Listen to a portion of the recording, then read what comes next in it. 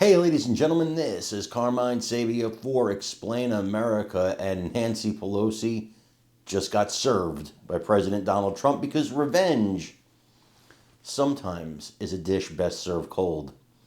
Before we get started, please make sure you like, comment, share, and subscribe. Those little things really help us out, and they help our channel continue to grow. Now, I'm not sitting here advocating for revenge, but I will tell you that sometimes people wind up paying the price for who they are.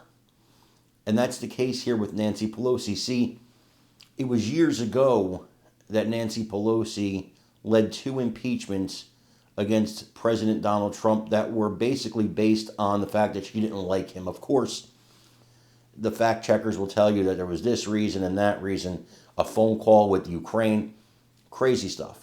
Stuff that would never have risen to the level of impeachment, as far as I'm concerned, had it been another president. But it was the loathing, the despising of Donald Trump that led to 2 impeachments. But I'm not done. Ripping up his State of the Union speech like a baby, like a toddler having a tantrum. That's what Nancy Pelosi did. Fighting him every step of the way, even on things that were good for the country. That's what Nancy Pelosi did. You know, somebody asked me once, well, you say this and that about the Democrats, but, wouldn't they be for things that are for the country? They live here too. If it's good for the country, wouldn't they be for it? And I try and get into their head. You can't think like you. You can't think like a normal person. You can't even think like a Democrat voter, a typical Democrat voter who's just a normal person. Of course they want what's best for the country, no matter who the president is. You have to get inside the head of these leaders, people like Nancy Pelosi, whose thirst is only quenched by money and power. They wouldn't do what you would do, so you can't think like them. You can't understand it because you don't think that way. And that's the issue. So, turnabout is fair play, Nancy. See, you were in power then. You were in power, and you got to do all these things to President Donald Trump, but now he's in power. And so this morning he put out a message, and he ended it with something to the effect of, how do you feel now, Nancy? And how are you feeling now, Nancy? And I loved it because it encapsulated exactly what he just did. And what he did was he called into question all of her stock trades that seem highly suspicious, that seem like they may have been fueled by insider trading because she was beating all the experts. How?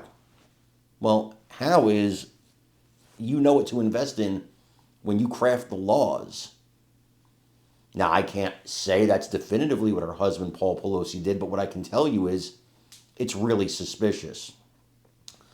I want you guys to watch them whine about this on MSNBC, and then let me know what you think in the comments. So just a few minutes ago, Donald Trump posted yet another attack, this time against former House Speaker Nancy Pelosi, saying, quote, "Crooked Nancy Pelosi and her very, quote, interesting husband beat every hedge fund in 2024. In other words, these 2 very average, quote, minds beat all of the super geniuses on Wall Street, thousands of them. It's all inside information. Is anybody looking into this? Question mark, question mark, question mark. She is a disgusting degenerate who impeached me twice on no grounds and lost. How are you feeling now, Nancy?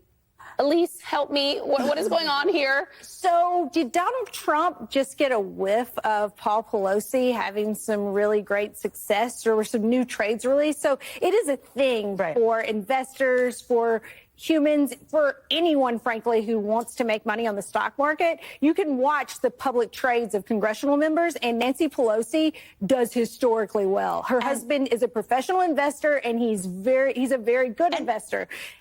It is the argument that insider stock trading should be banned by congressional members. And this has been a huge push. Josh Hawley finally got pushing the bill forward. Trump was so incensed by it that he got the VP and president taken out. And so it's only congressional members to ban insider trading. But honestly, it's good. And 80% of all Americans don't want their members of Congress trading stocks. I mean, it's like a lot of Americans agree on this. It's like the Epstein files. They want the Epstein files released, and they want their representatives not trading stocks, not making money off of them.